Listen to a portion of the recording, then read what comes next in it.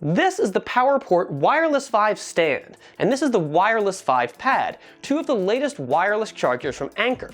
With even Apple getting on board with wireless charging, is it finally time to stop looking at this tech like some not quite ready for prime time future thing, and instead figure out what it can do to change the way we power our phones right now?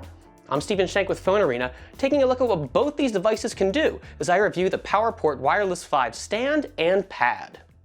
For as technically fascinating as wireless charging can be, powering your phone without any physical wired connection to the handset, it's long been beset by limitations. One of the biggest ones there is that while you can still pick up your phone and use it naturally while it's attached to a wired charger, wireless charging demands setting your phone down and leaving it in place, limiting its usefulness while charging. To combat that, Anker offers its chargers here in two form factors. The pad is ideal for users who don't need to interact with their phone while it's charging, or are okay with interrupting charging for a moment while they get things done. The stand, meanwhile, holds your phone upright at an angle conducive to viewing notifications.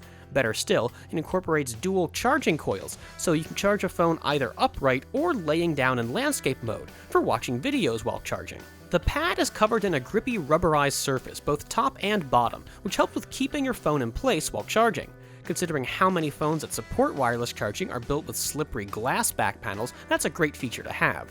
The stand, meanwhile, only has such a surface on its bottom, and the cradle your phone makes contact with is instead matte finish plastic. Now normally the angle of the stand helps hold your phone in place, but we'd feel a lot more secure if this one also had some grippy rubber up top, or if the stand itself were a little heavier, helping it to stay in place. Both models get their power over USB, and Anker includes a micro USB cable with each. Why not USB Type-C? We can't say. What you won't get though is any power adapter, and you'll have to use one you already have lying around. Both the pad and the stand are Qi compatible devices with a maximum output of 5 watts. That's pretty standard in the wireless charging world, and while these devices both have no problem charging any recent handset that supports wireless power, they don't have the sort of high output mode that will fast charge phones like Samsung's or Apple's. Even without that support, Anker does claim that its advanced tech lets these chargers refuel phones up to half an hour faster than other Qi-compatible competition.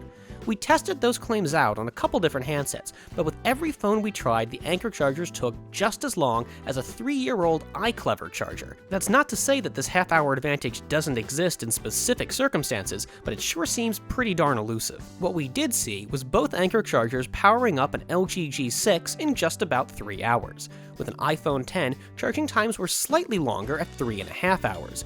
Those both sound a bit long, but a big draw of wireless charging is the convenience factor, and with one of these on your desk, you can effortlessly top off your charge throughout the day little by little. While straightforward and easy to use, there's not much in the way of extras here. We just couldn't reproduce Anker's claims of faster than average charging times, and without that, there's not a big reason to recommend either of these over their competition. With fuller featured and faster chargers available for not much more than the $21 or $27 these two go for, we definitely recommend shopping around a bit before settling for either of these. I'm Stephen Shank with PhoneArena. Thanks for watching, and be sure to subscribe so you don't miss any upcoming reviews.